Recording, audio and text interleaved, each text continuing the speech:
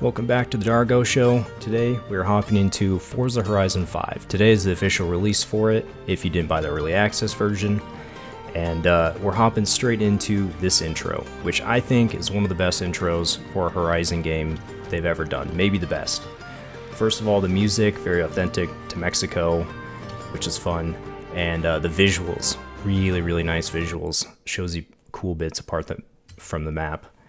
Now we're going to hop into one of the most important parts of this game, car customization, specifically the engines and their noise changes and things like that.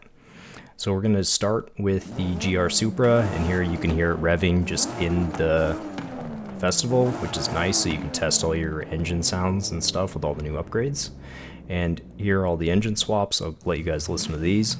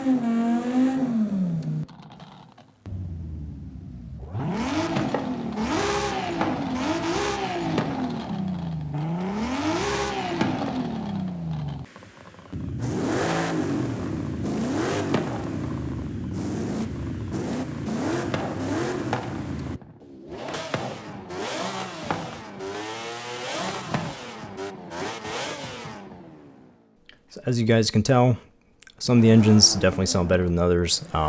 This gives you a general idea of how the car is going to sound. It doesn't sound quite like that when you're out in the world.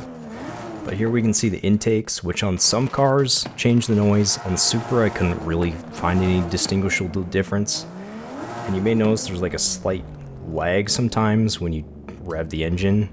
I don't know if that's intended. I don't think so. Hopefully they fix that. But here you can see the different exhausts, which I'll let you listen to.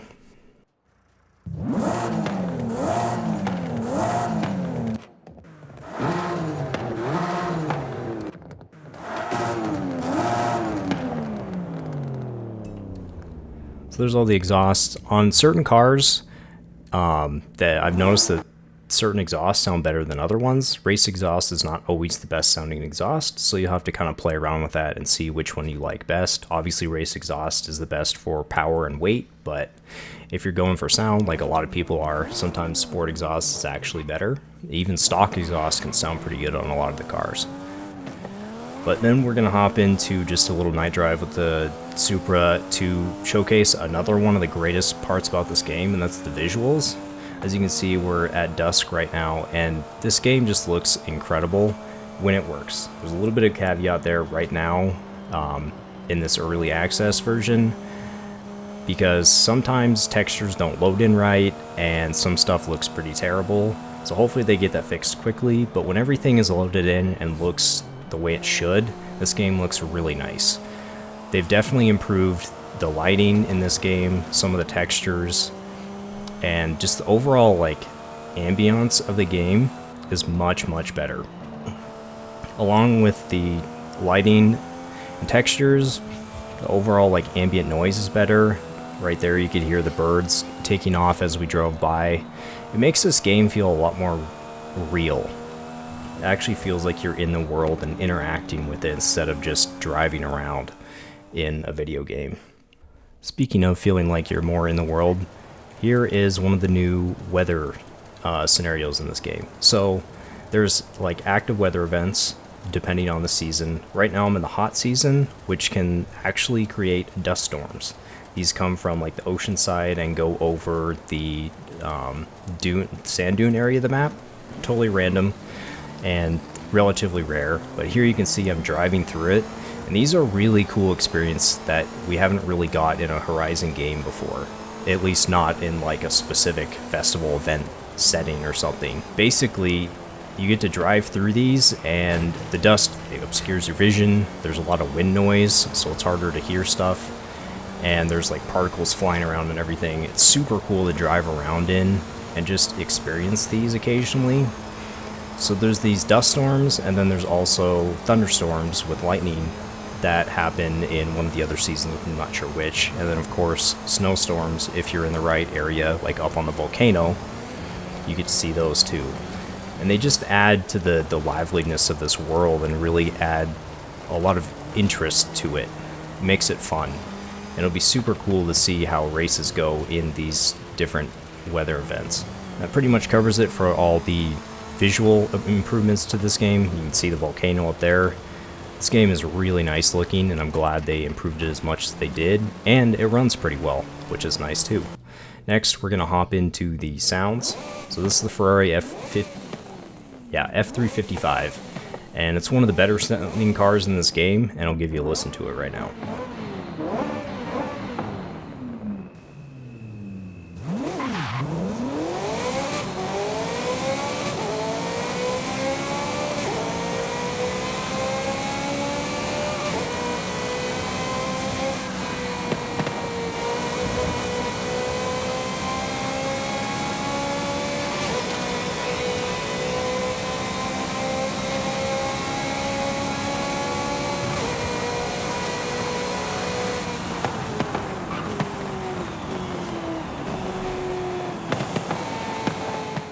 As you guys can probably tell, sounds are a lot more dynamic in this game.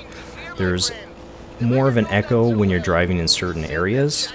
If you're driving in just a field, you won't really hear the echo, but if you're going through dense forest or in the canyons, you can really hear that exhaust echo off all the environment, which is super cool. It makes the car feel a lot more dynamic and gives a lot more character to each car, and different upgrades change how that sound reacts in the world, which makes it really interesting to kind of play with different exhausts and intake and all your turbos and stuff to see what you really like best. So here is the other weather event. This is the storm that you get to drive into. This is one of the first events you do, and it's just really cool to see all the weather change. And next up, I want to talk about another one of the important updates to this game over Horizon 4 is the handling.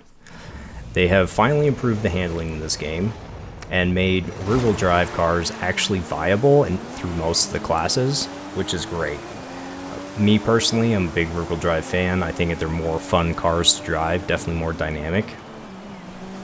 So it's good to see that improvement. They've added racing slicks, which is a big difference, but they've also just changed the handling characteristics of the cars.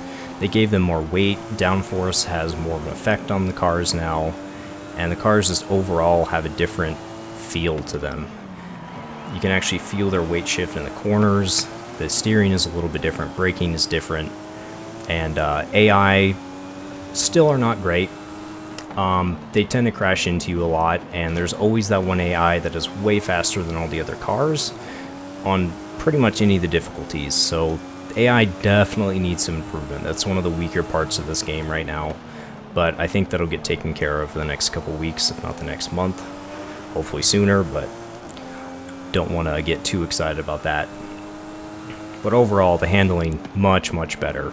The difference between all-wheel drive and rear-wheel drive cars is much smaller than it used to be.